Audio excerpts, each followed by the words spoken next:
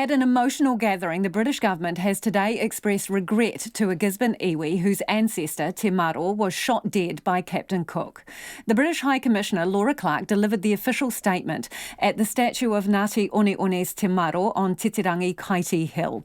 The iwi says it's where Te Maro lived and managed gardens that fed 5 marae, and it was more appropriate to gather there than the landing site where he was killed. I asked Nick Tupara from Ngāti Oneone what the British High Commissioner said. She gave an expression of regret. We talked about how she appreciated the impact that the actions of Cook and his crew had on our people and how enduring those impacts were on our people. And she talked about the, I guess in a roundabout way, the fortitude of our folk to have gotten to where we are today. And she hoped that would mean a stronger understanding and connectiveness to herself and particularly to the wider people of Great Britain. What was that like, that moment? Well, I've got to say it was quite emotional, to be frank, and because we've spent so much of our lives, and we certainly remembered our parents spending lives in a town that has been a Cook town up to now.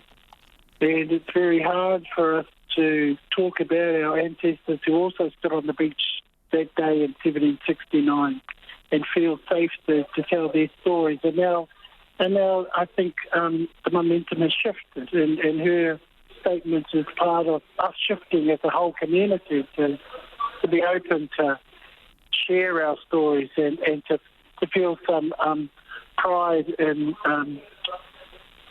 all the cultures that decide to make Tūranganui Gisborne their home. When she spoke, who was she delivering the message for? Was it the British government? Did she mention the Queen? She did. She was very clear that she represented the nations of Great Britain and Northern Ireland, and specifically not the Queen, nor our Crown, and that she only spoke for her people, her country. And I've got to say, it made me think about who wasn't present today as well. When there was discussion about an apology around these events, it was, well, the discussions soon found some folk moving away from that sort of talk, and it became quite apparent that there were others that perhaps should have been there, or could have been there to offer positions as well. But she had decided to, I'll do it. I'll come in and make that connection with Ngāti Oneone people. So who ran in the opposite direction, Nick? Who should have been there, who maybe wasn't? Well, I think the endeavour was here under the command of folk. They were here to undertake a duty of particular folk, and at this point in time, those folk have decided not to engage. And that's fine, because we live in hope that we will be able to have discussions with them. And I'm talking about the Royal Society of London, of England, the Admiralty, whose tasks Cook was performing on behalf of. And but I see that by the High Commissioner deciding to do it in a roundabout way, she is an appropriate person to encompass that. But it would have been nice to have some connection with some of these other bodies as well. Was there a distinction made between an apology and what she was saying to you? I didn't feel that it was anywhere like an apology. I felt that it was a heartfelt opportunity to begin a discussion together.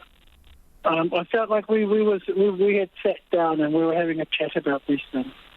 I didn't feel that an apology would have been even appropriate in that circumstance.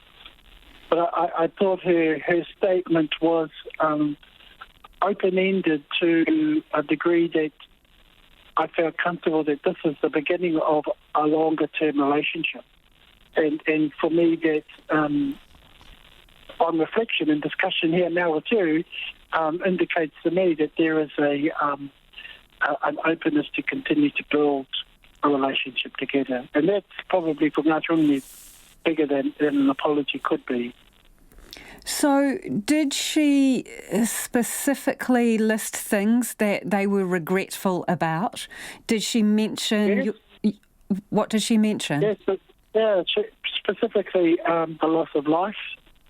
She regretted the nature of the first engagement, the first encounter.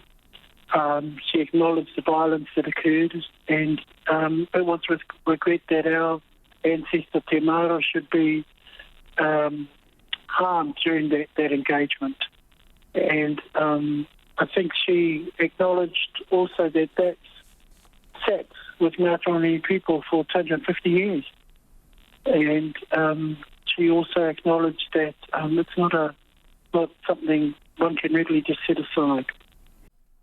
And that was Nick Tupara of Ngāti Oneone.